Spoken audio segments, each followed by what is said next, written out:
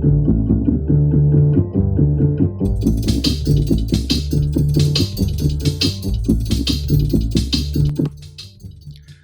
everyone, and welcome to the second episode of Scrapbook, a podcast dedicated to digital art.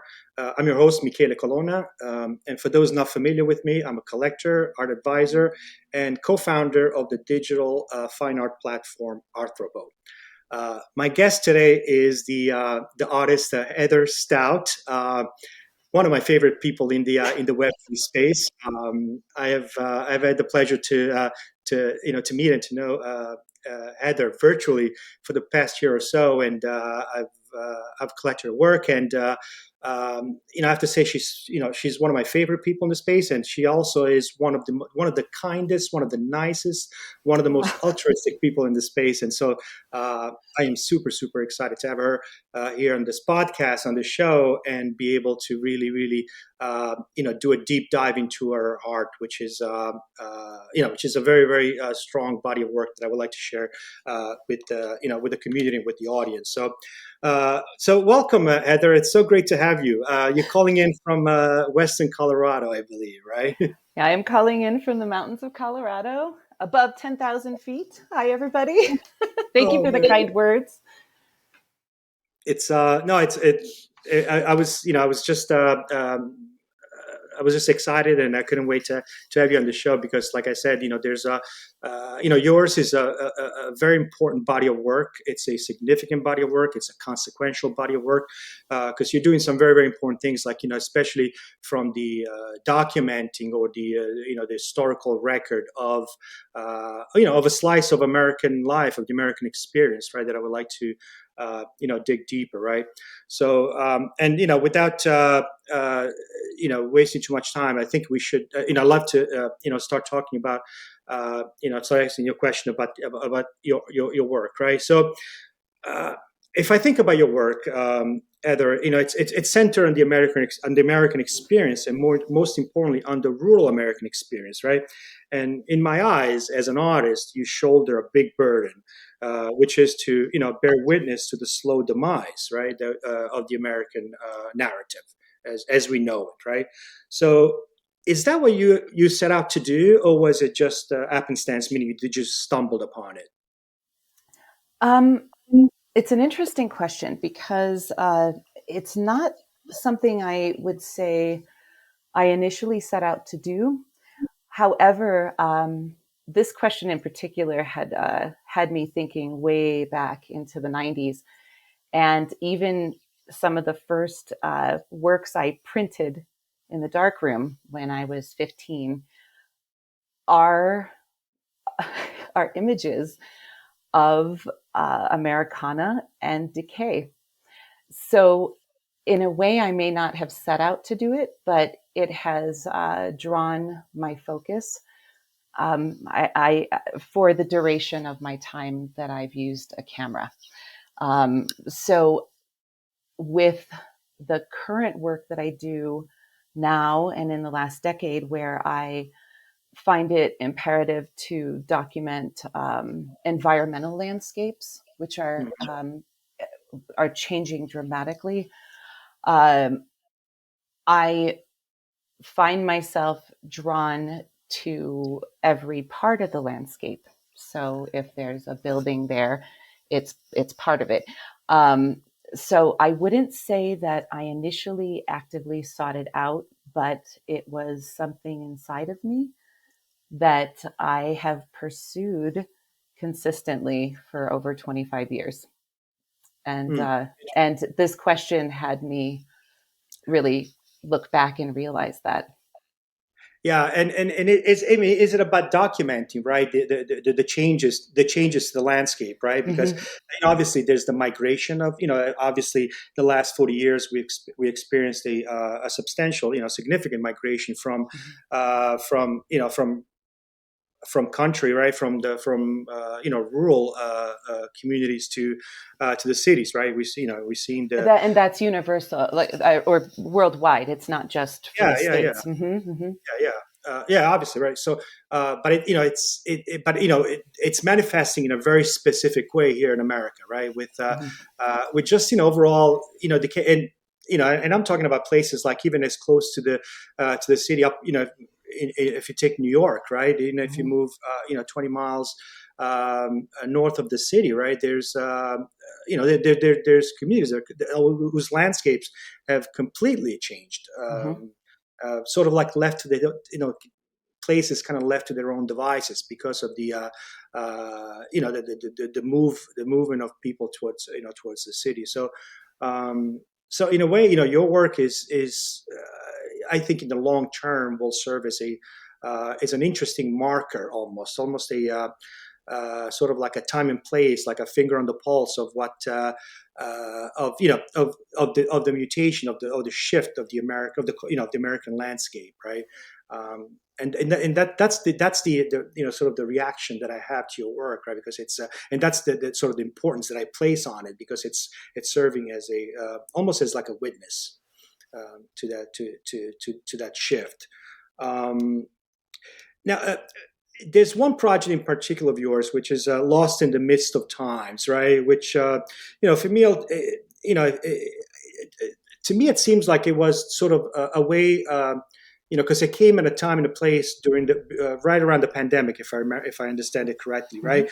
So, in my opinion, it seems like it started with as a way to sort of like cope with the pandemic, right? Just to partake in life, get out there and exercise, continue to exercise the creative muscle and continue to do art. But then to me, it shifted towards me being more like a almost becoming like a historical record, right? And that is the documentation of in this case it was West Virginia, therefore of Appalachia, right? So to me it feels like it's like a love letter to Appalachia. And did I read it right, or this? Yes, very insightful, very spot on. And interestingly enough, the initial part of what you were saying is so incredibly accurate, and it's work that you maybe haven't even seen.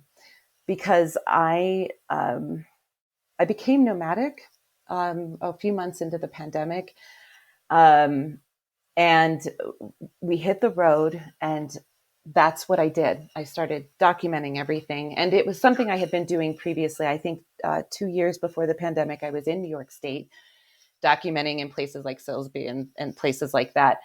Uh, Mainly just, I think I just have a drive to do it. Um, there are beautiful things in that work as well, the beautiful Yeah, things. When I received the commission for Obscura, so that's the main marker for the Lost in the Mist of Time series, which was commissioned by Obscura. Um, it was December of 2021, and at that time, even when we were notified at the end of the year, and I think we had our first Zoom call at the end of December or beginning of January, we were coming out of the pandemic, and Omicron came in yeah, hard right as we started the project. So the yeah, project was 2 years after the storm. Even when I submitted for this project, I actually submitted work from protests. I had this, and I know I wasn't alone. There were 10 of us in the team. I had this idea that I was going to head, with the commission, I was going to head to DC and shoot protests and things that were happening with, yeah, not just with the pandemic, but politically as well. But due to the circumstances, things shifted very, very quickly within those weeks. And I suppose that they're burned into my memory because of the commission, where it went from we're going to start, you have a few weeks to shoot. Heather, go ahead and stay in the rural area because everybody's in cities. And yeah, I kept saying, are you sure? Are you sure? And I was concerned, mainly because it initially was just a few weeks. And for each, to find anything, even to a store, is an hour drive or 40 right, minutes. Um, and here we were where people were already kind of closed off. And now there was no one around. So things shut down again. People went back into their houses again. And I was in this place, uh, agreeing also to deal with the pandemic. So I'm coming at it from a research perspective, a historical perspective, archaeological perspective, an art perspective. But I found it incredibly important that if I agreed to do this commission, I needed to go all the way because Right. I don't half half do my work, which meant that I had to face my experience in the pandemic as well, which I think many of us, things kept happening personally, whether it was death or illness or the news, and we had to keep moving forward, right? So Mhm. you got the phone call, whatever happened, move forward. Another one, move forward, keep going, keep going, Right. keep going, get up every day. Um, and I made the decision during that bracket of time of working through it artistically and creatively to also work through what I had experienced. So you are accurate on so many levels. And the love letter part is something that came in a few weeks into shooting. And I didn't anticipate it happening because I was working really hard to separate my personal experience with West Virginia. And I guess while I'm speaking to you here on this podcast, I'll openly say my family has had property there for Yeah. generations. And it's something I wanted to hide and keep secret while I was working on this Interesting. project. Okay. Yeah. Yeah. Yeah. Because you're originally from Ohio, right? I am from Yeah. Cleveland, yeah. And so in the 1800s, like when family moved Yeah. here, and then, of course, certain groups of people knew how to farm certain kinds of land. And that place is in the the Yeah. hollows of the Appalachian Mountains. And somehow it's maintained, the acreage has stayed in my family where I'm the next generation. And my family is a little bit different. And so the work has nothing to do with that. However, my experience there during this time was one I hadn't had because I didn't ever, we would just go down to the family farm for a Yeah. reunion. I went out, I explored it, I went into it, and I saw what I hear about, and what I hear about, whether it's the deserts of California, Yeah. upstate New York, um, there is there are no young people left, and my love letter. I knew it was a love letter, and I think this might be the first time I'm saying this publicly. When I wrote the description for the metadata for the work and submitted it, I was sobbing because I went to read it out loud to make sure it was set, and I couldn't get through it. And and I knew at that point personally, privately, that it was a love letter. Mm-hmm. Wow. Because it did feel that personal for you. Yeah. It became incredibly personal because we all work differently, but when I'm working on a project, if it's sculpture or Yeah. photography, photography for me is much more about documenting things. Yeah. And I I almost go into like a trance while I'm working because I just I go all the way there. And I had experienced very, very difficult things, even the week that I started the commission, Yeah. a loss and what have you. And I chose to really feel it through and to work through it in a fight or flight kind of way. And by the time I turned the project in, I had faced the experience of the last couple of years, along with the intensity and sadness that exists in these Yeah, rural and I'm sure it was communities. compounded by just the effect of the pandemic, the loneliness Uh, that was affiliated with that. So there was a mhm. little bit of feeling marginalized and just feeling left out, right? So the need to engage and partake was probably a big drive, right? And wanting to be out there and document. How long did the project take from the accepting of the acceptance of the commission to the to the documenting of the work, and then to I think, if I remember correctly, I think you published it on you minted it on with through Obscura, right? Mhm. Was it? It was okay. So what was that arc like? It was, well, initially we were, if I remember correctly, it was about 4 weeks. And then it was getting extended a little bit with that Omicron thing, certainly played a role in that because they were just, everybody was working under really difficult conditions. Yeah. It was extended, and it was extended because there was about 2 months of that we were all dealing with. And then the last week or two, people were starting to emerge, at least in the cities. That was not the situation I was in the place I was at. But um, it, I'd say we had, I want to be accurate about this, 7 weeks or so. The work was released. It was around the end of March or April that we were officially done. And the work dropped right about the same time that the war started, Oh, wow, okay. that same week. And the bear pushed the bull out. And so that week, that week was when it had all come to pass. But we had turned it in 2 weeks prior, I'd say. You did. Okay, gotcha. And Hmm. how many pieces is the drop? How many Each of us had 15, oh, 15. Okay. 15 works. Hmm. And so, so there's a much larger body of work, and it was we Sure, submitted sure. our work, and then it was Alejandro, Jim Goldberg, Fernando, Carlos, and Mickey were the curators. So they selected which 15 pieces to make sure that they worked Yeah, harmoniously together as a group yeah, yeah. from You're the 10 referring of to us. Alejandro Cartagena, right? Uh-huh. Yeah. Hmm. Yeah, I noticed that. Like, you have some of the most illustrious collectors, right? Alejandro amongst them, right? And Jackie, or you have Jackie's, Jacqueline Scripps collecting your work. I mean, that's I just listen, at the end of the day, it is it's an endorsement, right? It's a validation of the vision of the of the work that one does, right?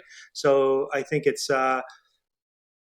and why not, right? Looking at the work, right? Looking at the importance of the work, why wouldn't they, right? Why wouldn't they be collecting Heather's work, right? So thank you. well, I have a question for you, Heather. So when we think about when we think of the blockchain, right? One way it's a in a way we are sort of one of the upside of mint of Web3 and the blockchain in general is that it allows us to sort of like consign the work for posterity, right? Because Hmm. once on the blockchain, the work is immutable, it's indestructible, it's unassailable, right? Hmm. So it's there for perpetuity, right? Um, are there any other factors that you consider when deciding to to mint a project, or to mint a project? Yeah, is there, or is it pretty much straight that the need or the desire to preserve it in a digital fashion, in a way that is sort of like again served up to humanity for the rest of times, right, through For the blockchain. rest of time. Yes, I. That's what I'm so intrigued about. Then we were 2 years ago. It was just understanding that we work in digital files now. With they're JPEGs on our computers, and now we can actually have control over the work. And one thing I'd like to add, that aside from those wonderful descriptors for what the blockchain can be, it's also ease of access. So that that to me is so profound, not just for myself, but for the world, where we can all participate in something. We even have a universal currency, and even while I'm in an RV traveling around the country, I can participate. Yeah, I can put my work on the blockchain. I don't need a lot. And I think that is incredible, considering I'm coming from a studio space full of lots of things and Yeah. backlogs of work that are, for 25 years. And the blockchain for me initially was a place to put it all, a place to preserve it, exactly like you're saying. It was not necessarily a place to come and sell it. But I think my mindset came from the traditional art world in the sense that you get a gallery show, a solo or group exhibition, your work hangs on a wall for a month, couple months. Maybe it's bought, maybe it's not. I see this space as a permanent gallery. There's your work. It's not in, and not only on the blockchain, but now we have on cyber and these galleries, and then the opportunities for it to be to make money with it as well Yeah, sure. I mean, is it definitely, incredible. yeah, it's changed the paradigm of just agency in general, right? That being able as an artist to take charge, and in the traditional space, right, you would have the intermediary, which is the gallery. Now. Credit where it's credit's due. There's a huge load of work. Obviously, we don't want to discount the role that galleries I, play in I the work ecosystem. I worked in them. I worked in them Yeah, for a while. so I know. Hmm. however, there's something to be said about having that additional degree of control, or just access, right, to from the communication perspective, Hmm. to the sharing perspective, to the exhibitive perspective. Yeah, it just changes the concept of agency, right, Hmm. for individuals and for artists specifically. So, but now we were talking about Obscura, right, which is where you showed where you dropped your work, the Lost in the Midst of Times. Uh, can you tell me? I'm familiar, but I'm not as familiar with Obscura. Um, can you share with me, like, really what the essence of the platform is, or the organization, and if there's a role, what is your role in Obscura? Um, Is it Obscura? How do you pronounce it? Is it? I think that you're nailing it. I'll go with how Alejandro and they've always said obscura, and it always sounds really, really great too. Better than the American version of obscura. um, I am not an authority to speak on it. However, I am incredibly passionate about what Obscura is doing, as well as Fellowship. And you've been around a while too, watching. And I love Fellowship. I love what they're Uh, doing. What's the it, relationship between Fellowship and Obscura? Is it? similar founders, Alejandro, and it, Yeah, no, no, yeah, so you had, and I remember it starting, and that was about that moment where I was like, "Here's my people. I've been waiting for them for a year," and I'm like finding them in the hallways of Web3.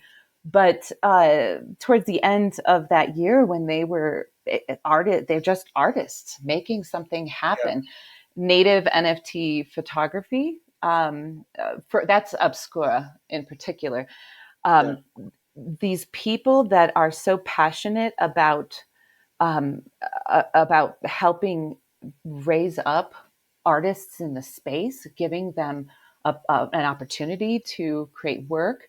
I think it was over 300 artists the wow, first year, and that includes where the grant is possible for you to go out and shoot the work, and then they were also helping by minting it, yeah, and you knew it was done correctly. I have actually mirrored everything I've done since then based on how they did it.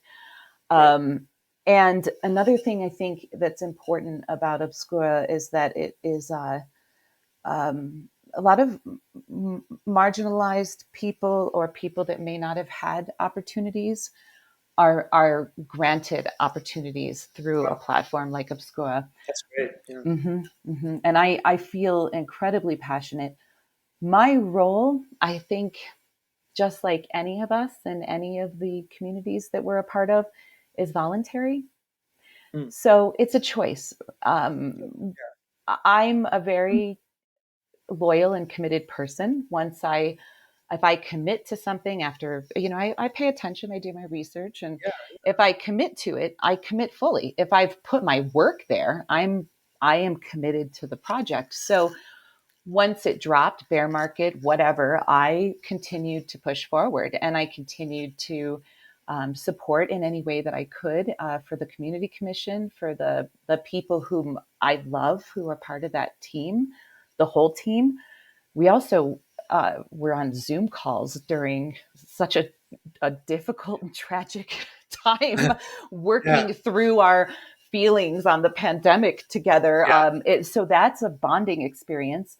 yeah, And so I've been really active, as much as I can, and really, I guess that if I can help, I want to help, and if that's when the Obscura Museum and the OM happened, yeah, I immediately wrote Wim and Hugo and said, "Hey, I'll do the on Cyber Gallery for Community Commission." If I just feel very passionate about um, groups of people working together, and it takes a team to make these yeah, things happen. And I know that you must be experiencing that yeah, yourself. yeah, If the team is not all passionate, it can be very difficult, and a lot of weight can go on to a handful of people, just like in real life. But um, I just I couldn't be happier to see, even with what you're doing with Arthropo, like yeah, yeah. I seeing these things happen, art things, not all the other noise, but actual passionate artists and people coming together to make things happen. I will back any of them that I can if there's room for me, you know? Yeah, I mean, right? It's for the love of it, right? It's for the love of Yes. the art, right? Yes. It's obviously right. The success that comes with it, if it comes with the financial or Mhm. acclamation wise, right, or just being acknowledged, right, is great. But ultimately, it's just from my perspective, it's sort of the awe and the what's the right word I'm looking for? It's the marvel at the process of creation, right, and being part of Yeah. that, right, Hmm. um, and engaged with the artist on a one-to-one basis, and seeing sort of a projects come together, right. I don't think there's nothing like it. I think it's and that's why we do it so passionately. It's so um, we're so committed to it, right? And yeah, and you're So right. committed. Yeah, it's a labor of love, right? Uh, you want to be able to first and foremost develop relationships that are long-standing, right? That are going to last through through time with the artists, right? And then you want to be able to develop that relationship, but at the same time carry on the conversations, and most importantly the progress, right, of these artists through the years. And so for me it's a one of a kind experience, one of a kind It feeling really is. um, that I wouldn't trade it for anything else. So that's why I just, that's why I'm in the space, because and it sounds a little cliche to say, we're in it for the art, but but we really are, right? We are. Hmm. Look how many people are still left, still, grinding it out and building and creating art and maybe with zero sales or very little sales, but still going at it, right? Because ultimately it is about the creative process and wanting to be part of that, right? Whether as an artist, as the creator themselves, or through as collectors from the experience end of it, or from the curating end of it. I mean, it's just uh, just the opportunity to be in it. I think it's something really special. So I had um, always, with art movements throughout history, they've they're so fascinating. The small ones, the large ones, and I have always wondered what it would be like to be alive during an art movement on a large caliber, and then the mini ones. yeah, And I 2 years is the 2.5. Oh, how much time? Like you said, I think you said earlier, dog years. That makes total sense to me. NFTs, It yeah. I mean, it Web3, yeah, it's definitely it's dog years. happening. Yeah, yeah. It's Yeah. happening. We're experiencing a major art movement and Well, it's interesting. participating in it. It's interesting you bring that up, Heather, because I asked that question to my friend Raging Taz on our previous episode, right? And I asked it in Italian, right? Because to me it was like, okay, so we've been toiling with with the contemporary art movement, right, for the past 40, 50 Right, years, right? right. Hmm. And we kind of, at this point it's almost like by default, and I feel like maybe we've sort of like grown comfortable, and it feels like a very comfortable flannel shirt, right? Yes, Uh, yes, with a yeah. few holes. However, are we are we because of and it's not just a technological, right, impact, Hmm. right, that Hmm. blockchain technology is bringing about, right? um, but we're at the threshold of a digital era, right, that is completely revolutionized, and it's going to be very consequential. I keep saying that we've crossed the digital Rubicon and there's no going back at this point. So with that said, do you feel like that we are at the beginning, or just about crossing the threshold to the next art movement? And if that's the case, what are the signals to you? Like what? Because I've been on the lookout for, yeah, for for some signs or signals of this new art movement. And it's not just, like I said, it's not just technology. Hmm. And it's almost, it's movements have to do with like it has to do with the human, right, with the human conscience and human experience, and finding new tools and new ways to express that, right, that the Hmm. uh, you know the human soul, right? So what are you seeing, as far as like a movement in the making? Um, it's funny. I when you were asking the question, I was thinking about how at the beginning of the pandemic, I spent months researching art after 1918 to about what happens with a pandemic, and maybe this is going to be it. Maybe the pandemic will trigger a shift in Yeah, art. yeah, Um, and I think waiting for that movement, and you described it so beautifully at the beginning.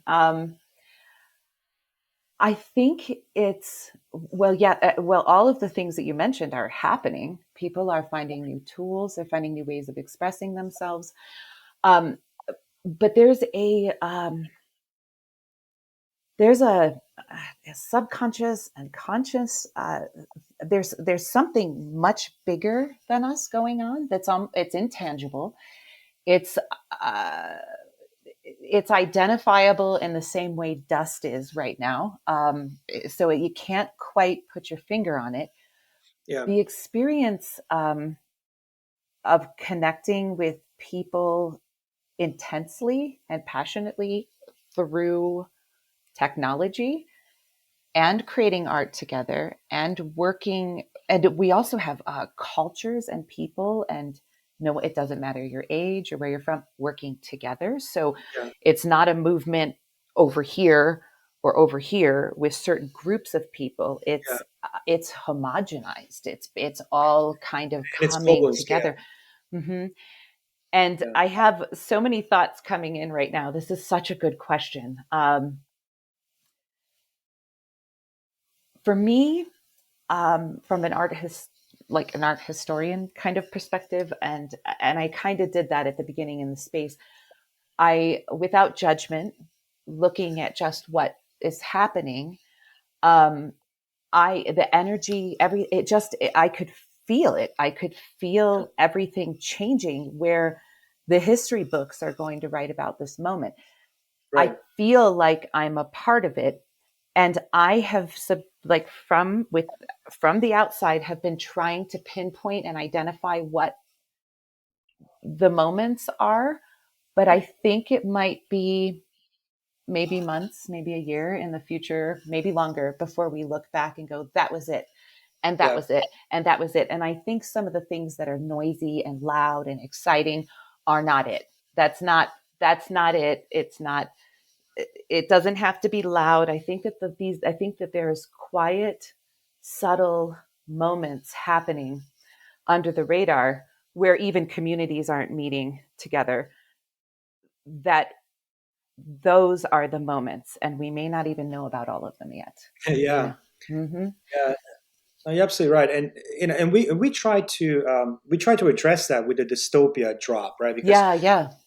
yeah, what I was seeing, just from looking at the lay of the land, right, within the art community, right, and looking at what the work that was coming out, and I noticed to me it was like there was a common denominator in sort of like a dystopic outlook, right? Because obviously, we're approaching the place where, or the time and place where, man is making way for machine, right? Hmm. As we slowly cede control, right, through social identity. Right now, even the idea of social identity, is being put into questions, right, Hmm. with these avatars, with these PFP pictures, right, all of a sudden, Hmm. overtaking sort of the idea, or the concept, or questioning the idea of identity as we know it historically, right? But it's this. It's this this really rapid shift, this change that is sort of revolutionizing the way we do things. And again, like I was saying, almost ceding control to the machine, right? Like, what are the repercussions of that? So what I was seeing in the community, right? There was a duality of sort of reaction from the art, especially from the artist's perspective. One that was sort of like a little bit doom and gloom, like kind of more like fear, like of the unknown, like what could that be, what could that look like, right? I'm thinking about the I'm thinking about those really interesting settings, that you find in Annibale Siconolfi's work, right? Those imaginary cities of the future, right? Or Mattia Pannoni's, Primordial Humanities project, where you see a lot of these, like what could life look like, right? So there's this preoccupation, right, with what does that look like once we cede control to the machine. But at the same time, though, I also picked up signals of optimism, right? Of what the technology, of what the digital era um, could could bring about, right? So it's almost there's an element of duality from my perspective. One that is fear, but at the same time hope, and a little bit of the duality of human existence, right? Hmm. So perhaps those are, in my opinion, I wonder if that's the um, those are the signals of a new movement, and Hmm. what that could look like, right? Hmm. Certainly informed by technology, certainly informed by the tools that we are employing Hmm.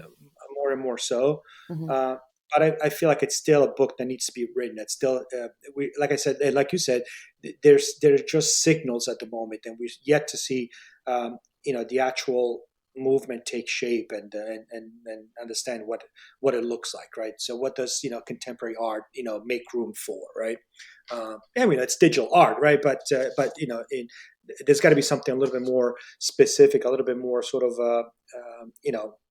that speaks to a movement, right? I love that. I love everything you've said. Uh, Fear and hope, and yes, that's exactly it. And you've put it to words really beautifully. I feel, because even with the AI thing that we're seeing right now, and Yeah, this exciting thing that's happening with AI, everybody's all excited about it. So whether that's a positive or a negative excitement, um, one thing that is intriguing for me uh, is how it appears of the majority of the works that I'm seeing come out are these when machines take over, like human bodies in particular. So it's very, that is very much what's happening. But I wonder, maybe this will just be a moment. Maybe it'll. yeah, and in that idea, like like I said, it's it's implied, it's hidden, the notion of the fear of, like, what does it mean to cede control, right? Mm. But at the same time, it's like there's that almost like the morbid curiosity. It's like, oh, okay, let's find out. Let's see what it looks like, right? Maybe it's a wonderful thing. So there's this just this this duality of feeling, of interpretations, or whatnot, because yeah. um, It's well, it's an amazing experience. It's just so vast yeah, yeah, that yeah. that you could write books on it already. I feel and it moves so quickly. So what ends up being those sticking moments in history are going to be really fun to see Yeah. happen and see how they're viewed a decade or two from now. Yeah. And how amazing that we get to experience it I firsthand in know. the right. Yes. Like we're Yes. like right there, right And there. and so many of my peers are not, and colleagues. All right. I don't know about for you, but I'm Yeah. pretty Yeah. much alone. I had to make my friends here, and it's Yeah. a Yeah. separate entity. Yeah. No, I think it's probably the most common feeling. I mean, I think all of us Yeah. that are in this space, because listen, if you, it's a numbers game, right? We're Hmm. such a small percentage of the, of the overall population that, Hmm. yeah, we do toil in silence. We do we toil in obscurity, right? And but we know that we're working on very consequential uh, technology, work, ideas, projects. Yeah, I mean, it's we're really at the forefront of it. So That's one of the main signals for me. yeah, you're That right. You're it's a right. movement. That's one of the main, not just how I feel, but what I'm seeing. What you just said is exactly the main signal for me because movements of the past, there were only a few at the beginning that were Yeah, pushing forward. And I think that that's one of the number ones for me. yeah, and so and so there we are, kind of doing it right, Hmm. and that's why the sense of community is much stronger because obviously there's that sort of like the sense of complicity, right? Kind of Hmm. like building this thing that nobody really is like understands or Yeah. sometimes even made fun of, right? Because it's not as tangible. I saw somebody tweet something about who was it? Is it Spacio, like Mike or something? Wrote something like, "Does it have to be tangible? Then love doesn't exist." And I was like, "That's it," because Yeah, yeah. But what's real and what's not. yeah, it's and if in fact it's a picture, anybody can Hmm. save it and share it.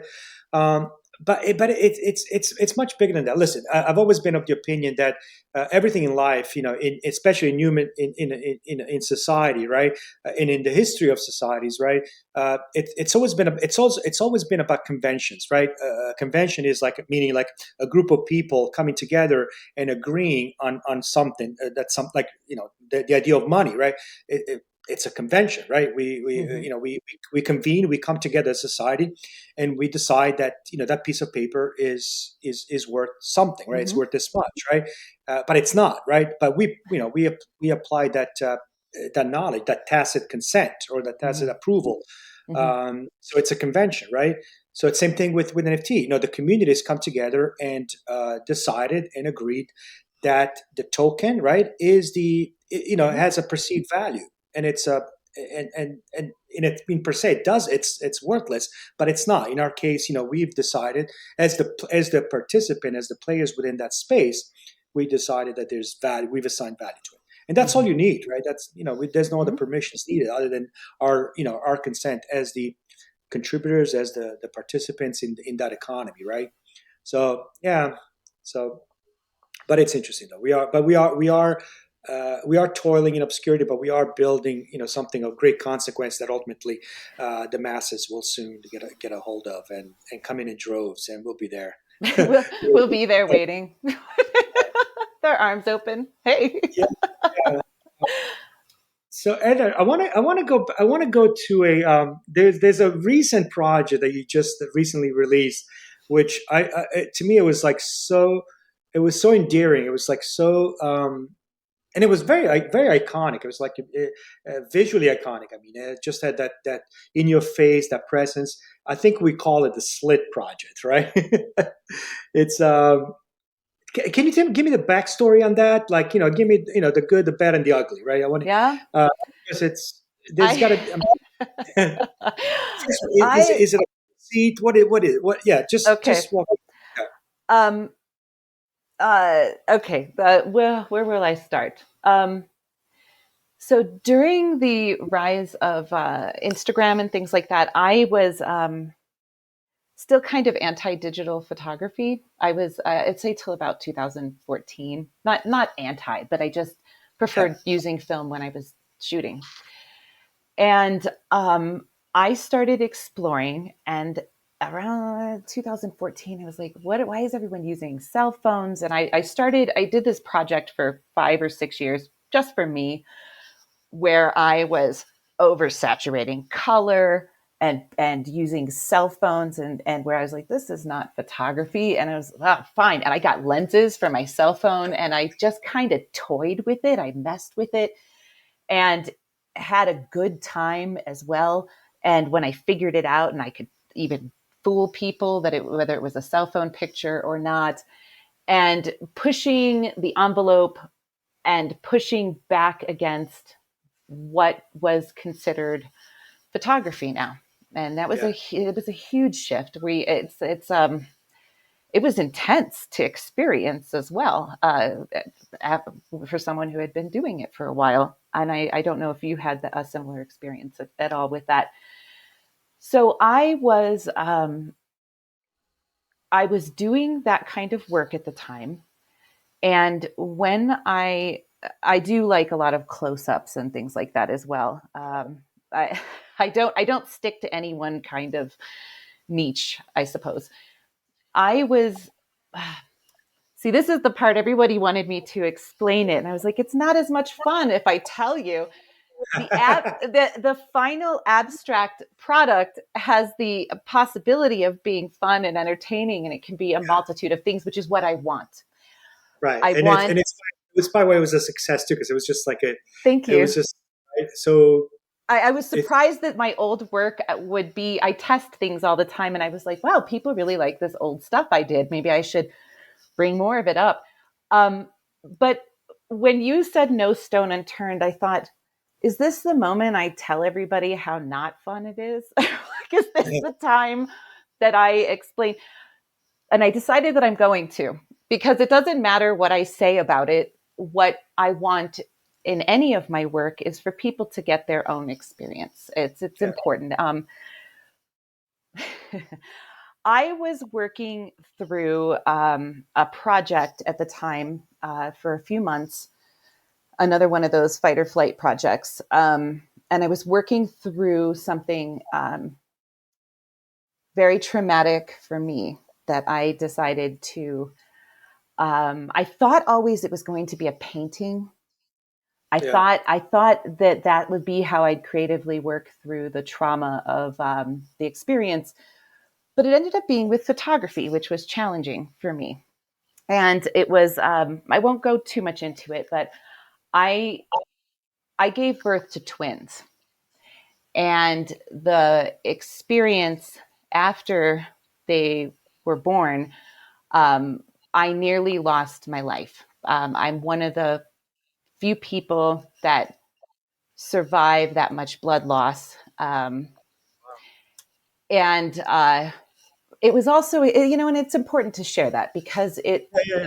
it explains a lot about who I am. Yeah. Because when I survived, um, and I wasn't supposed to, um, Wow. It was that I close. was holding the babies. They were taken from me, and I wasn't going to make it. And Wow. all of that I was conscious for. Wow. Um, when I survived and got home, um, there was something inside of me that changed where I've always been the same person, but um, I don't have I don't have room for certain things in my life. I'm just happy to be here. Many of us have gone through, and especially after the pandemic, have gone through experiences like that. It changes you. But the working through that private experience was really important to me, and it was several years after I decided it's time to work through it. I had red fabric, and I had a concept, and I had been shooting it for about a month and a half.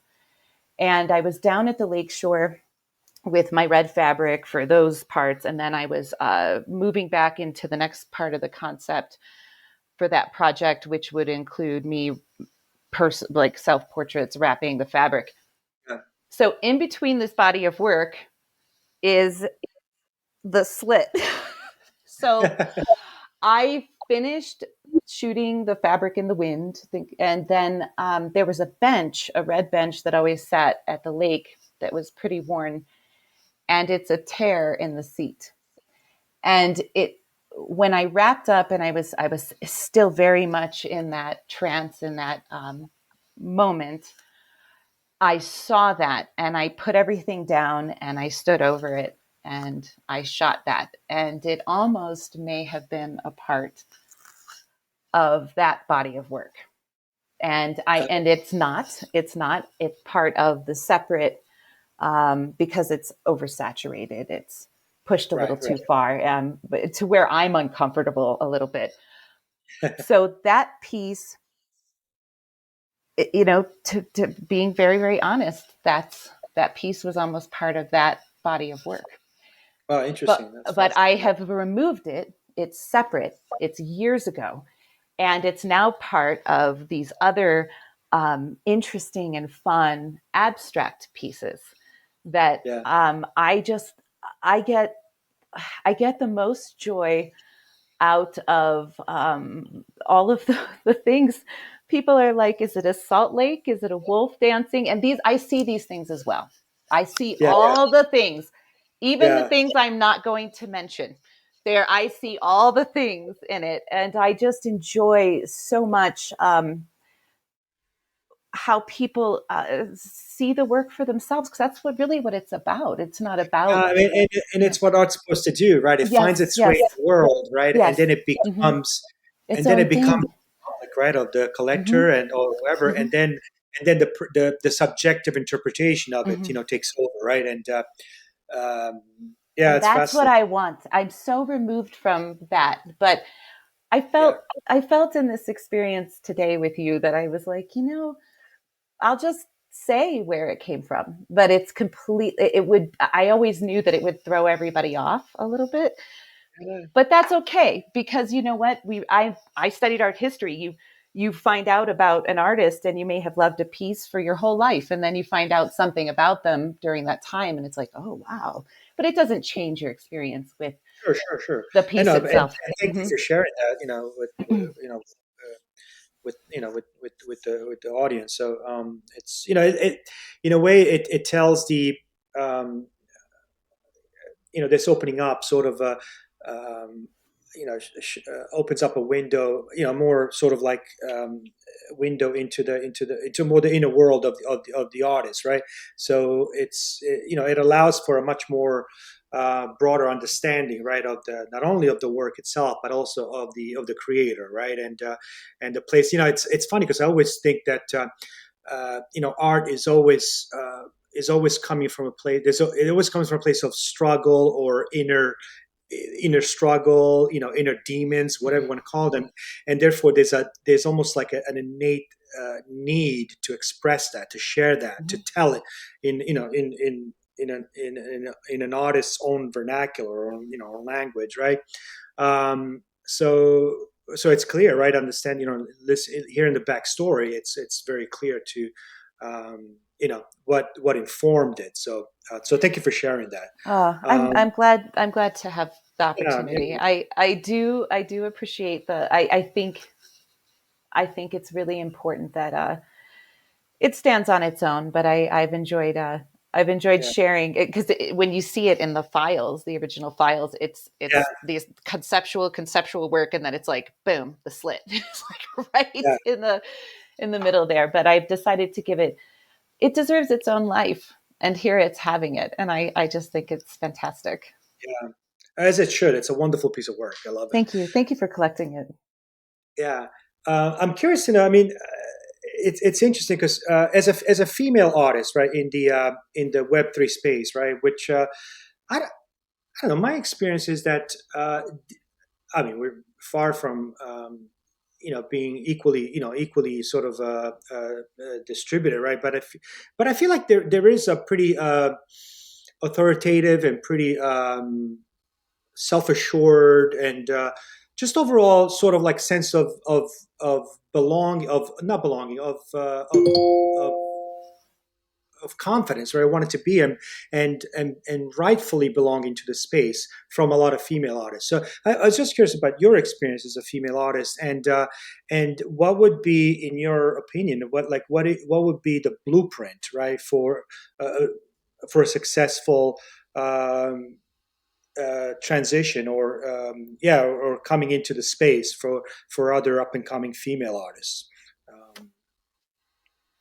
Yeah, it's really interesting because it's ebbed and flowed over time, and luckily I have years on me of doing this. The art world is difficult for women.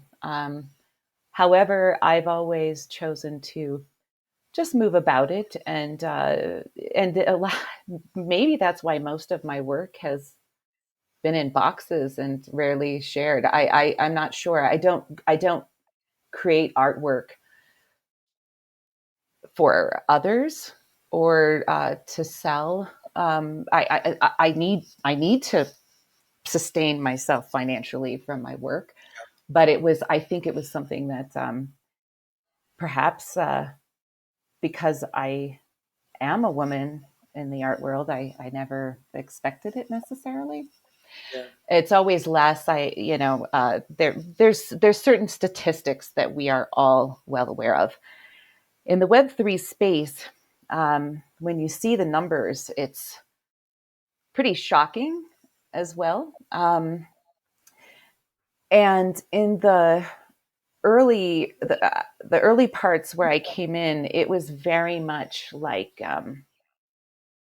hanging out with my little brother at his apartment or something. There was this, and I'm going to be really honest in this interview. I'm just going to let it out. I am an activist at heart, and when I entered the space, I felt passionate about every woman I saw. It, when spaces started, there'd be 6 or 7 of us in the room. I was generally in the woods somewhere, so I couldn't speak. But if I saw a woman, I followed her. Um, oh, I was so serious about it. Marginalized people, like I was trying to figure out the community, and I was seeing things a certain way.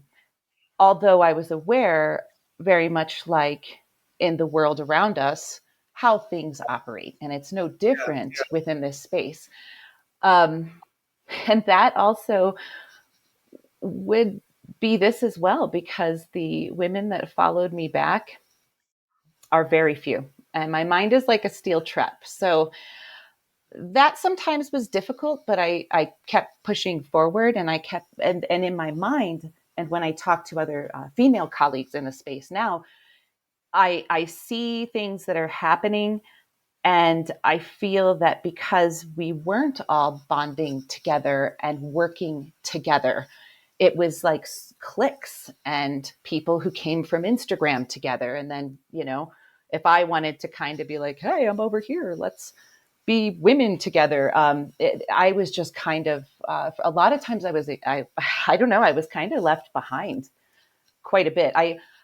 I'm not I'm not sure why, because we're not in person meeting. They're just avatars and spaces and what have you. But I think that the patriarchal way that women have been trained for centuries certainly exists in Web3 as well. And yeah, it may be starting to dissipate because those of us that don't operate that way are getting louder.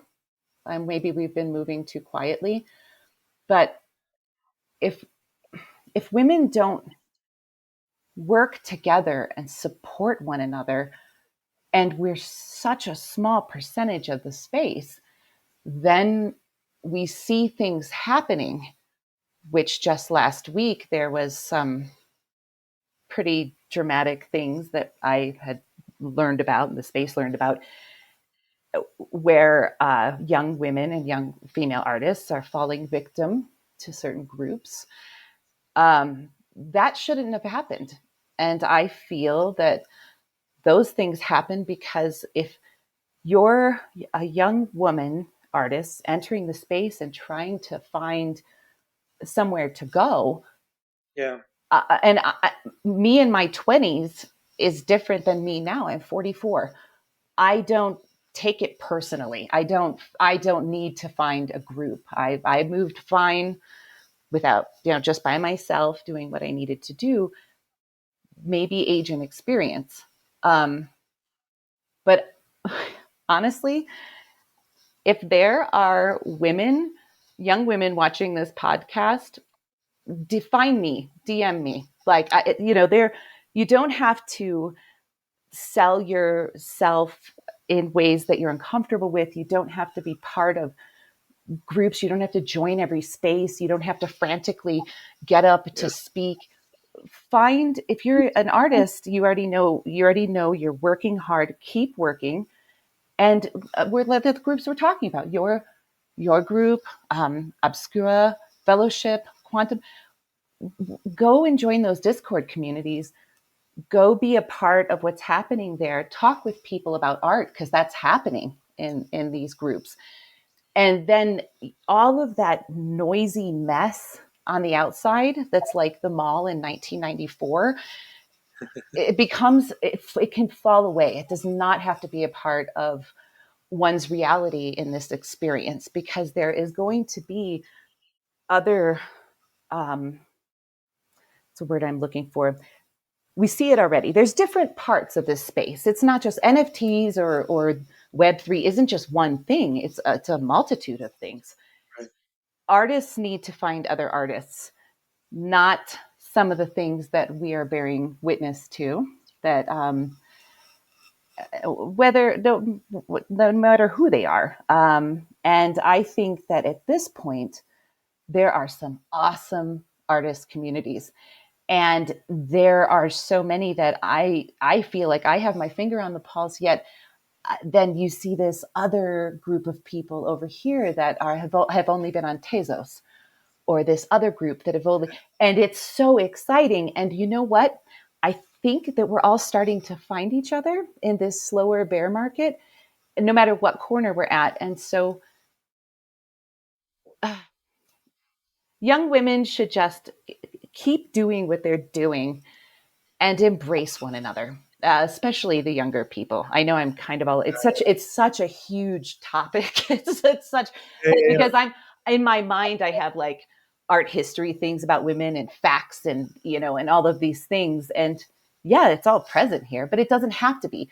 We have an opportunity to shift and be on equal ground. Are we? Probably not. I mean,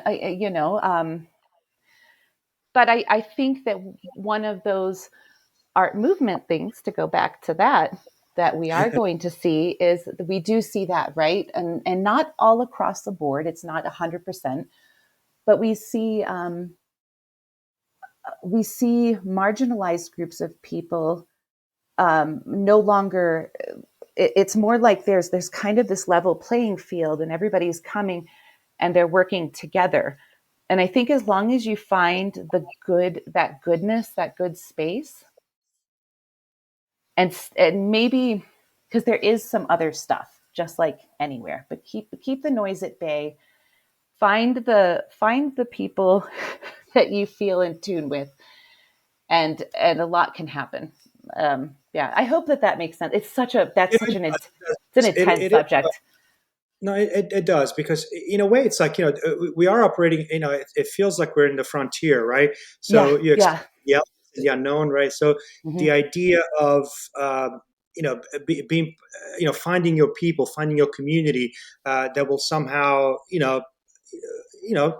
have your back Yeah. and some protect you, right? Or at least anticipate potential problems or potential Hmm. scams or whatever. So for a young artist, female, male, whatever. I mean, it's the a community will do that for you. Will somewhat have your best interest at heart and sort of at least keep you from getting in the trouble that Web3 could could Yeah, bring. and I wonder if you'd agree with me on this too. Uh, it's about patience, right? It's not just with Web3, but about, I mean, if you're an artist or you work in the arts and it's about patience as well. And that's something that in our 20s we don't always have, but we grow into it. And Yeah, I think that's key to listen, to take your time, and don't come in because of money, because yeah, yeah, that's you see so many people come in so strong and then disappear, because, and I get it, because you're exhausted, you haven't made anything, perhaps you've spent more than you've brought back in. So it's an important aspect of yeah. things. Um, no, absolutely, absolutely. It's wise. It's very, very smart advice for sure. I want to go back to your early formative years, right? Because you study under Masumi Hayashi, right, Mm-hmm. At Cleveland State, right? She's a tragic figure in her own right because of what happened to her. But I was more interested in the what influences and and takeaways you came away with that from that experience. And if you could share, I'm sure you can share. You probably know much more about her. Her, like, 'cause she came out of the internment camp, the Japanese Mm-hmm. internment camps experiences, right? Mm-hmm. Mm-hmm. And which became sort of like the main source of our work, right? Those big giant collages that she's done, which to me are spectacular. And somebody, by the way, somebody should mint those because they're just like so rich and Yeah, so gosh, so spectacular. her work is But yes, incredible. walk us through it. Yeah, so Masumi, Dr. Hayashi, I was had the opportunity to study under her at Cleveland State, and I had done film photography for many years, and I spent years with her. Actually, I ran the darkroom, Oh, so we were close. I was the one changing, the chemistry and things like that for the rest of the students or whatever. Masumi is my mentor, and as far as art is concerned, fine art, the most impactful figures. Um, the tragedy of the end of her life. Uh, I had only left Cleveland for, I think, 2 years when that happened. I was working at a German bar in LA when I got the wow. call that had happened. Oh, wow. Yeah, and but Masumi, she, it was hard to. I was really impacted by her death for many years, to where I like almost couldn't talk about it. And this question was fun because she has been ever present with me the last few years. And for one of the main reasons is that when Photoshop was coming out, and everyone was beginning to maybe purchase digital cameras. And Masumi, she had this long black braid that was almost to the floor. She was tough. Like, one of her first courses is mostly how not to shoot cliche photography. And if Wow. you had a subject in the center, a dog, some kid, if you had any of the typical, she Yeah. would cut you down. And like there was, we had to shoot for months cliche photography to get out of it and Wow. to break free of those sorts of things. It's, So imagine how impacted I am now. But it was she, almost like understanding it what it is as well as you could, so that you Mhm. wouldn't repeat it, so you wouldn't That's right. you would And never. I think after that course, we moved, and they were on slide film, but we moved to all the different angles, 2 point perspective, this and that, and this and that. Once you broke the cliche, because Masumi Yeah. wasn't having any of that. But she is the person, and I would hear her over the years. She was like not yelling, but she was saying very serious, Heather, You have to take the Photoshop course. This is the way of the future. You must accept it. You must accept digital cameras. And this is when she was shooting like Mansfield Prison, India. I was there when she left for India. Um, and I don't want to do it. I don't like it. I want nothing to do with it. I agreed. I took the Photoshop courses. I learned how to do the digital photography. Where that comes full circle is as I was privately and secretly watching Web3 while it was being mocked or my colleagues were saying things, I had dreams about her, and she's always with me, but this was very intense. And she's like, Heather, this is the way of the future. It was those moments that Yeah. because she was first with the website, she was pushing always with new technology and embracing it. And I kept thinking, and I would where she would say, no, this is the way. And I knew that she would be here in this moment. She would absolutely, her life was cut too short. Interesting. Yeah. So would you Yeah, say that that would be one of our major influences on you? For example, your pivoting and transitioning into Web3 and digital art. Could that have been sort of that I thought was the major impact. Uh, I thought it was that, but as I really went to heart with this particular question, and it was kind of hard to be honest. It was like it was yeah. a little sad thinking back on some of those things. Um,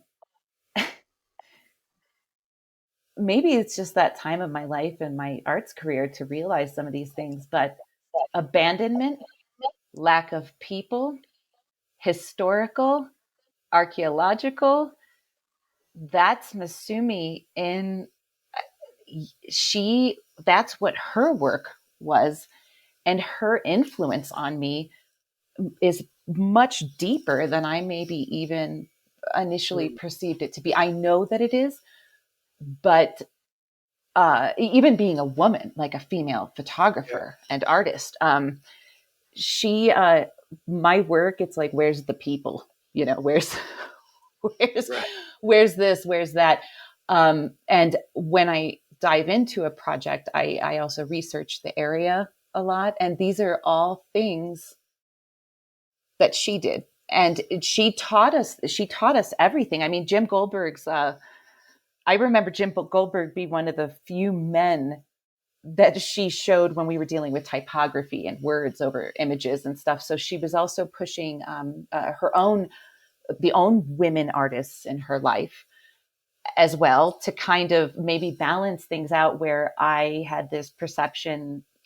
When I hear percentages of what we were talking about earlier, I don't actually see that.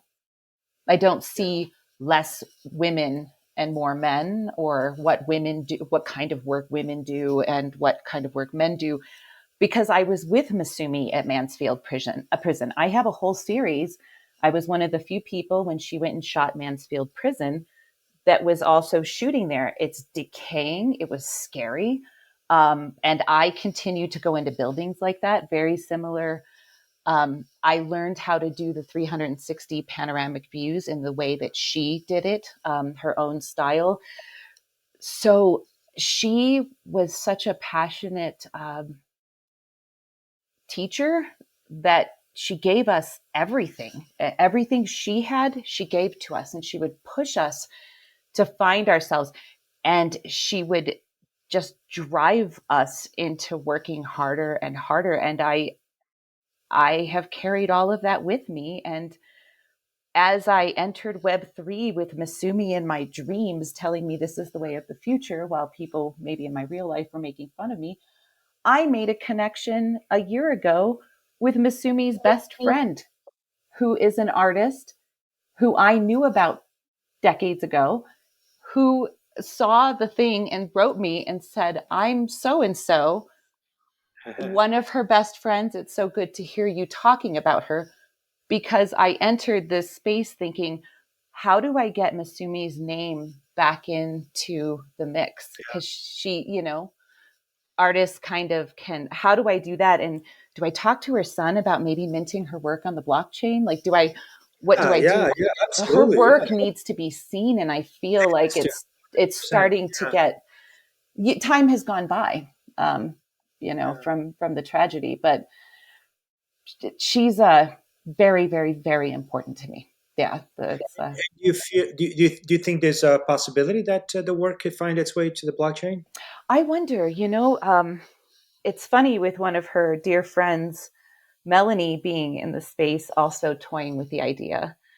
I think that there's going to be a lot of traditional artists that have had long-standing careers that Yeah, are yeah, going to be bringing their work, but they're also patient and observant and yeah, just need a little bit more time. yeah. Who knows what would happen? But it seems like it would be the right thing. I don't know Right, because how it's I the would. state. Our son, right? Yeah, Right, yeah, right. Yeah. So yeah. there is ways to get to it. Yeah.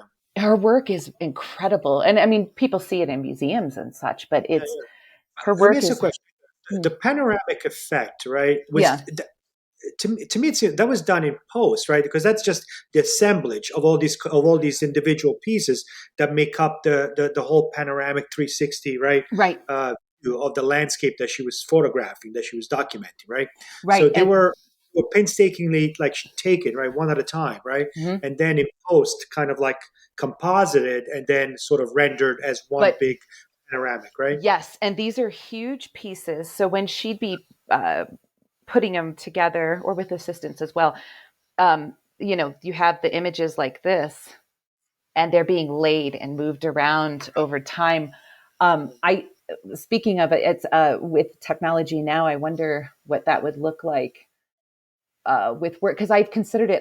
I actually did one for Lost in the Mist of Time. I did a 360. I went three different times to get different images. In homage to Masumi, I did one.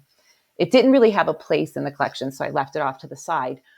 But I was going to do the composite in the computer, which I kept stopping, and I went and printed it out because I prefer to have that experience where she would, there would be an uncomfortable lineup sometimes. Sometimes there's images, taken at various times. Some of those bodies of work took years. So, yeah, it's a, it's an incredible process. I have flashbacks to seeing like the table spread out with all of Uh, these, printed images, and so many of them. And she was very, very serious about her work. So I've Now, had. was she doing? No, I'm sorry to Mhm. interrupt, but No, no, not at all. your exposure to it, was it through? So was the work actually assembled through the Cleveland State through the college, or was this outside of the Um, university's the realm? the specifics on some of those things, because she got grants and stuff. And as I'm having like flashbacks, because I was in her course during 9/11. I was in one of her class. I was working when she went to India, when she did all these different things, and she was able to take a sabbatical, and then we'd have someone really awesome coming in to teach the course, that she would hand pick for the time she Right. was gone. I know it allowed her the opportunity to do it, but I'm not sure the specific details at the moment on how all of that went. But I was at her home and her own studio, so my memories of seeing that are most likely from her own home and studio. And what I'll do is I'll post some of our work and also some of the work that we've discussed. Even your work in a couple of. I'll do some posts, some tweet posts, so that Okay. the listeners they get see some visual references to That's wonderful. uh, to what we've discussed, what we've covered. Um, so, Heather, so you're multidisciplinary, right? You're Yes. an artist, you're a fine art photographer, you are a painter, you're an actress, you're a sculptor. The sculpting aspect of your career, it sounds like it's uh, one of your most important, right, bodies of work, right? And there's a couple that I've seen that have stood out that I wanted this. First of all, I want to understand first of all, what role does sculpture play in your arsenal, right, arts. And then if we can talk about, there's two pieces that I'm particularly interested. The first one being obviously Shroud of the West Front of the Western Frontier, which is, God, where do I begin? Right? There's uh, gosh, You could have blood. just imagined me building it. How about I can blood, money, guilt, trauma. Just a painful reminder of a troubled past. That's how I interpret. That's what it. There's a painful reminder of a shared history, maybe of just a troubled past as a country, as a people, as a yeah. So what gives? um, I don't know. I think I was like 7 when I thought that it'd be really cool if I could be a Renaissance woman. And I think I spent a lot of years trying to do all the things I love.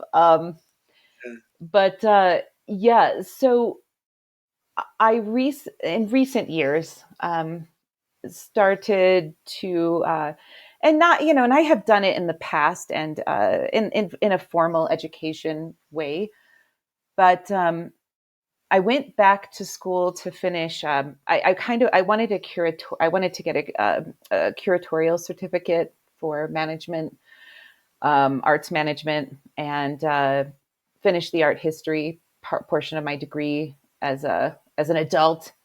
But I also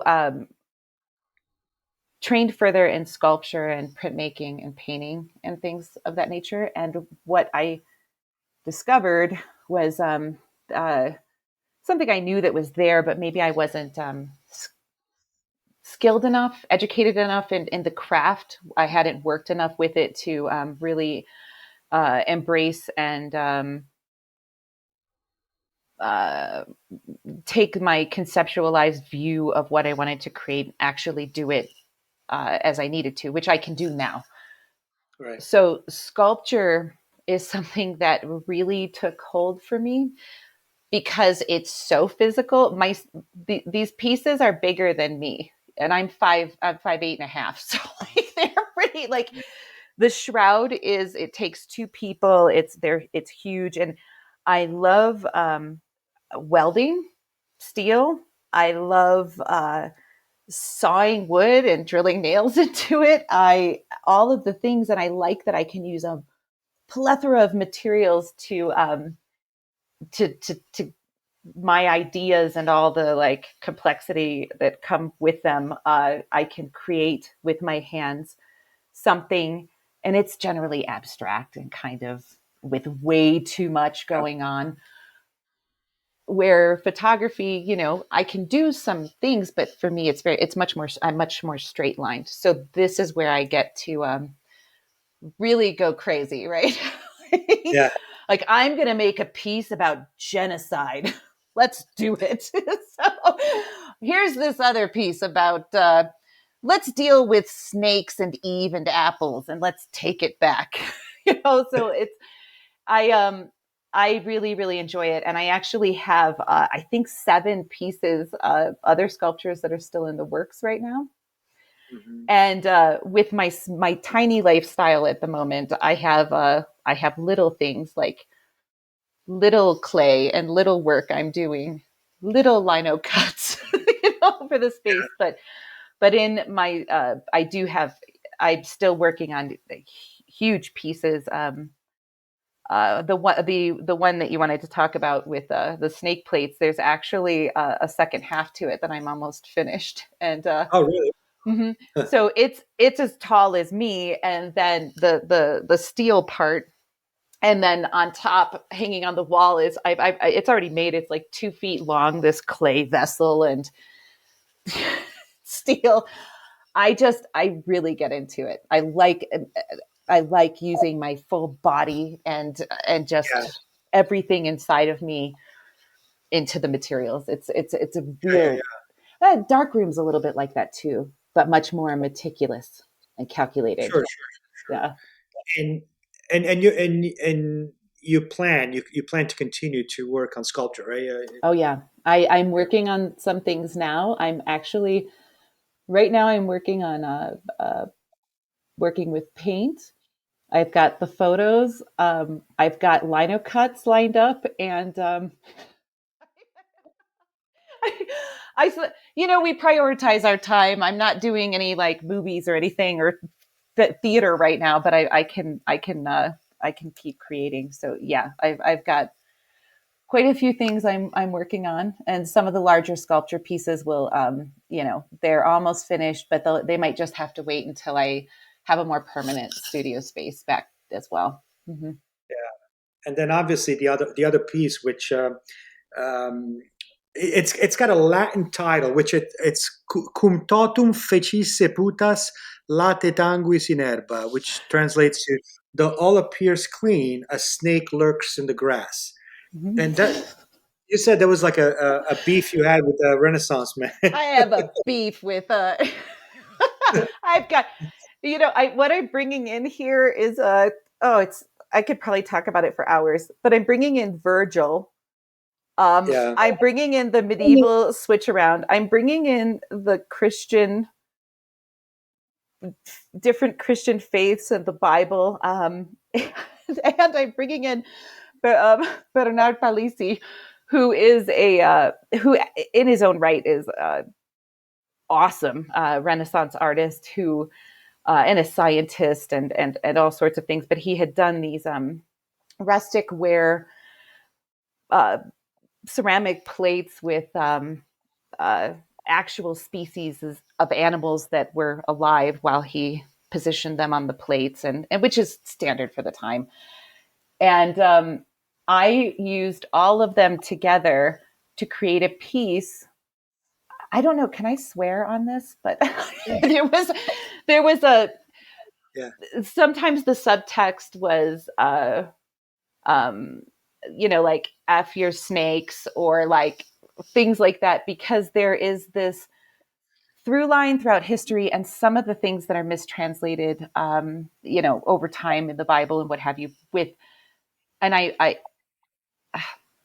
with snakes being evil and dark, and how they tie in with women and apples, and how that's been this through line throughout history, which also drops into Palisi, because he was very, very religious, but Protestant.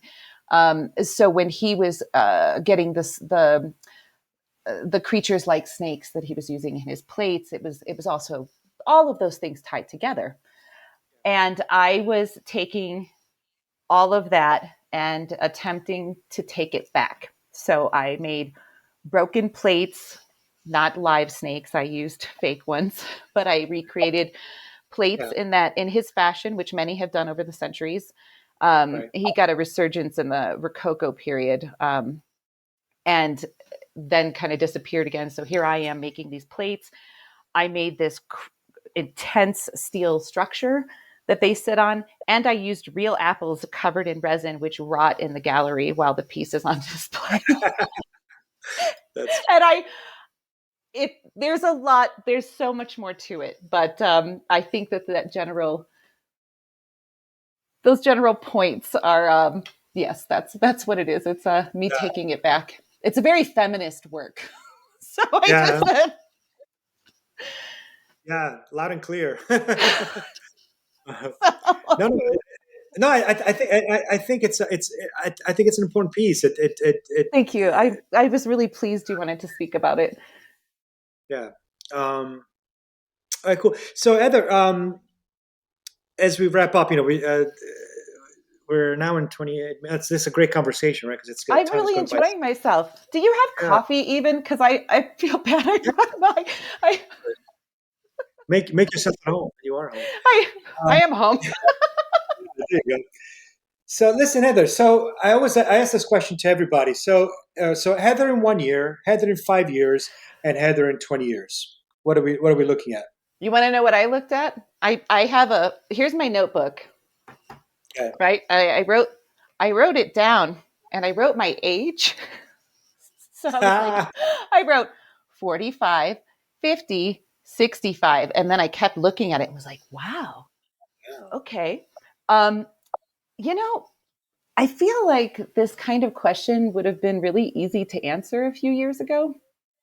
Hmm.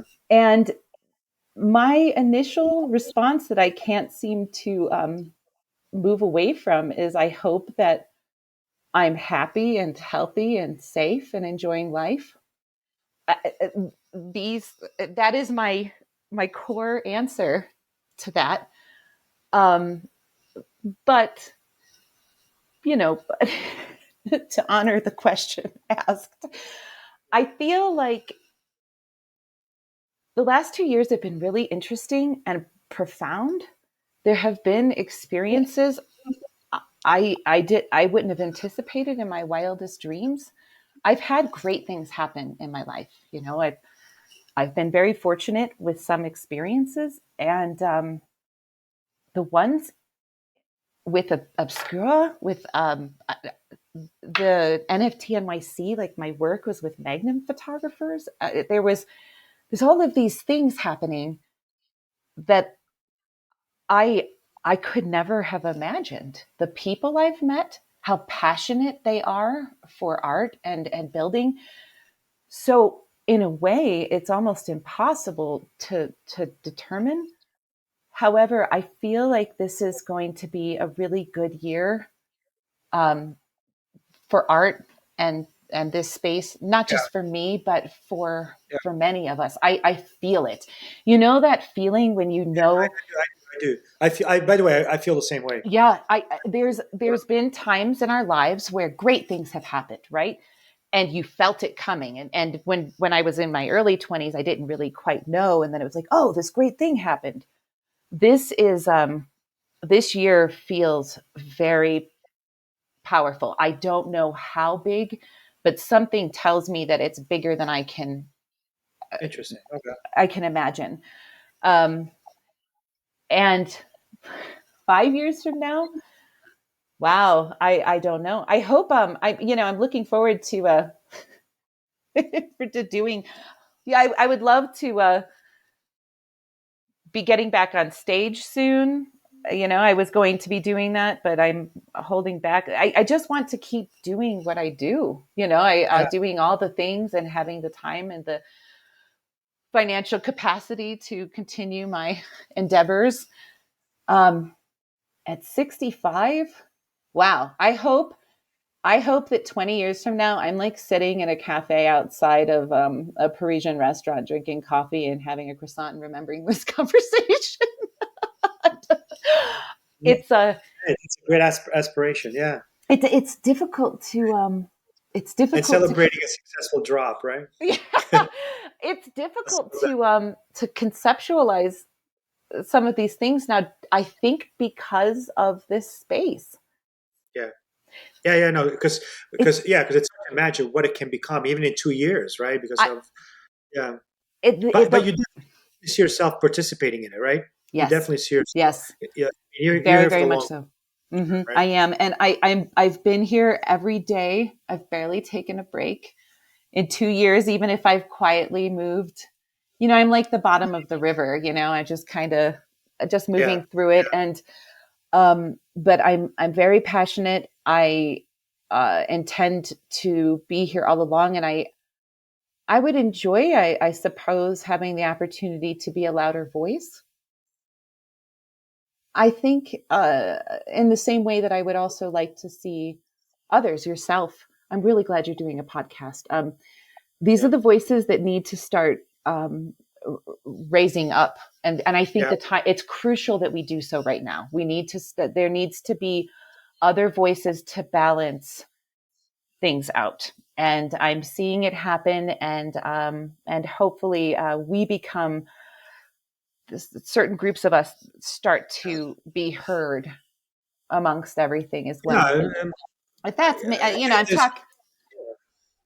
yeah, no, because there's so much to be told, and so much to be recorded, and so much to be Hmm. documented, Yeah. and because gosh, it you see it from just from your daily feed on Twitter feed, right? I mean, the amount of innovation and gosh, and creation, and it's, I mean, it's impossible to keep track. So the more of us are kind of like keeping score and Hmm. documenting and keeping track, uh, the better the space is going to be for it. Yeah. again, like I said to many people and many times before, I haven't felt this passionate and this enthusiastic and this driven and this moved or ever in my life, than what I'm seeing now in this space. It's just It's it's something very, incredible. very special. And Mhm. yeah, so I think it's and so back to our original conversation, it is the beginnings of a new movement, Mhm. which is yet has to be defined, right? But we know it's something of a large magnitude. So and we're lucky for being here early enough to I be able to so lucky. and to ride it, right? Help ride it too.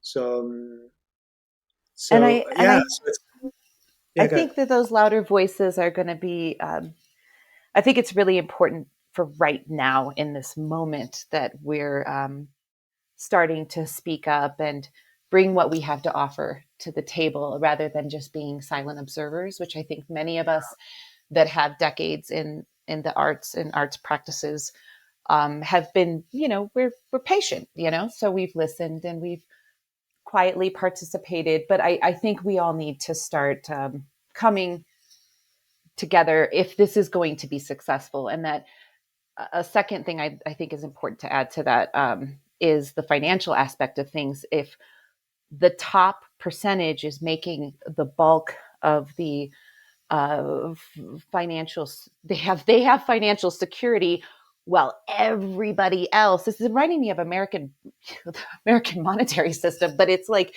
everybody else is struggling and Right. coming every day and working hard. So there has to balance has to take place sooner than later. It's imperative to the success and growth of this A fair entire distribution, experiment. right? Because if there isn't if the condition is not there for people to sort of be able to make a living, right? Right. It's going to It's be a hard lot for of people. hours. We've talked about that separate, but it's a lot of commitment. We choose to commit to it. We choose the time that we allow into this, but it's something I'm passionate about doing. I'd never feel a complaint about it. But I do see, and this isn't about me personally, it's an observation. There are brilliant minds that are here right now that I don't know how sustainable it is. If everybody, if it's not sustainable, some of those brilliant minds and brilliant creative forces can't keep going, and it's Right. Yeah. understandable. So I'm excited to see what comes to pass, and if I ever get to the place that I can help put it back in and continue supporting people and creating opportunities for community, I think I'm all in. I'm all in. Yeah, and listen, and I've said it from the beginning, right? You're probably one of the kindest, one of the most altruistic, and one of the most yeah, supportive, people in the space. And yeah, for sure, there's a need for more and more of those kind of participants, those kind of like community members that just want the overall good for the space, but also for other artists, right, and other participants in the community. So, but I think for the most part, we're all kind of rowing in that direction. We all kind of like had that same that same objective in mind, and that Mhm. goal to create a space that is inclusive and safe, but most importantly, more encouraging to each other, right? More um, yeah, It's for sure. important. It's not about one person. And is life ever really about that? Even though we reward that, it's rewarded in the space as well. Yeah, It's yeah, rewarded when people are like me, but yeah. that's not what this is about. And those are really nice words. Thank you. I'm really touched by those things that you No, said. Thank you. It's really kind, and it's pretty obvious. It's pretty obvious.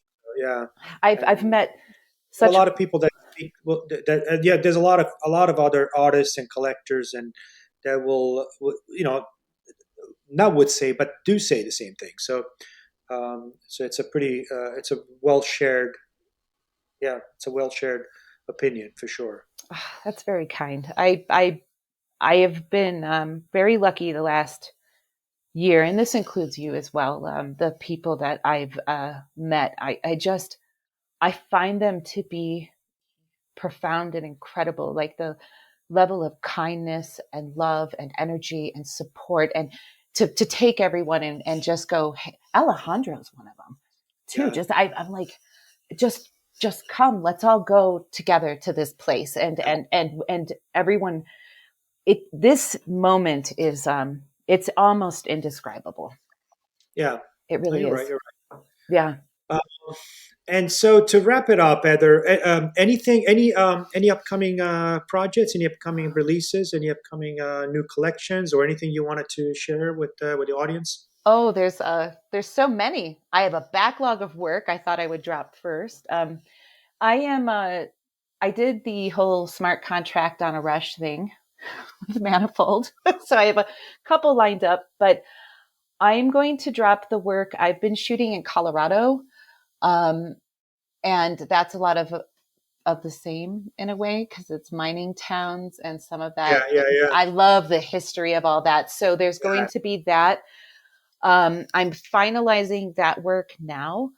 Um, I am really into the dance and performance art part right. of this Web3 space. And I'm also working towards figuring out how to bring my giant sculptures into NFTs as a virtual experience. So I physically made them, but and I kind of I'm almost there. So I have a lot of exciting things that I'm working on, and in what Yeah, order yeah, they come. Sometimes that's financial too. You can't just keep yeah, yeah, minting yeah. work, but I'm not in that kind of position. Yeah, yeah.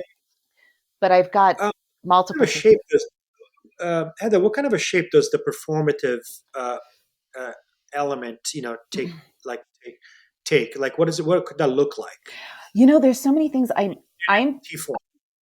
right. I do improv comedy as well, and so I have friends that there are things where we're writing sketches, and if we just end up, I'm not Right, quite sure, we're not quite there yet. So if it's like how that's going to look, but I feel like it's getting closer. I don't have a definitive thing. I hope in a few weeks I have a clear vision.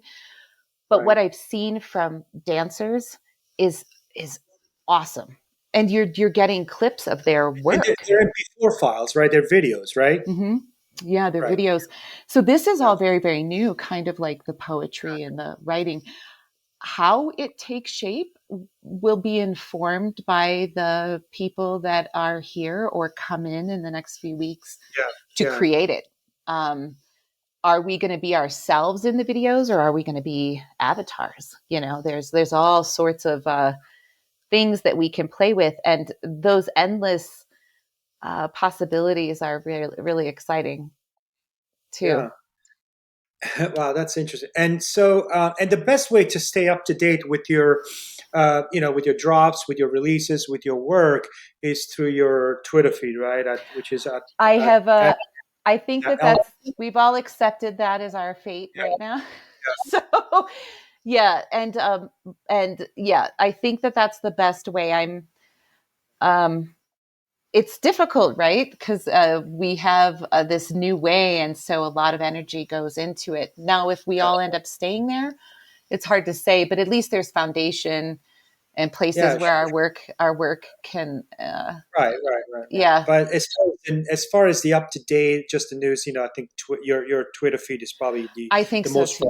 I yeah, think so too. Yeah, I can which only I only have so much time, and I have chosen the Twitter, so that is my social media app that I can handle. yeah, yeah, yeah. And your handle is at Heather and Stout. So I'll post it too, so That's awesome. Thank you. the audience can. Yeah. Yeah, thank you. Well, what can I say? That this was the most enjoyable of conversations. It was. Oh, I'm so glad. it's been so good to do it, to do a deep dive and really kind of get to the core of your work, right? Which is, like I said, it's important work, it's consequential work.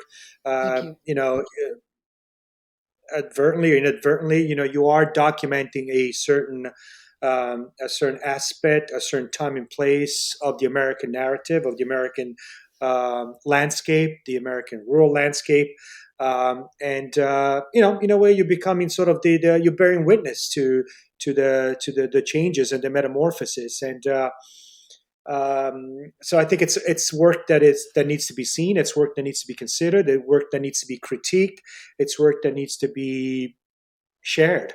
So yeah, so thank you so much for sharing your work, your art, and thank you for really for putting this work out into the public for everybody to enjoy. So thank you Thank you. again. Thank you for having me here. Really, I've really enjoyed this, and those words mean a lot to me. So you've inspired me. I feel like sharing more of these things that I've come across. I feel it's important, and I feel Yeah, please do, because thankful we that all stand to gain for it. So thank you again, Heather, and I'll see you around Twitter, and yeah. can't wait to see your next drop. Uh, Again, my name is Michele Colonna, and this was the second episode of Scrapbook. And till next time, bye everyone. Stay glitch.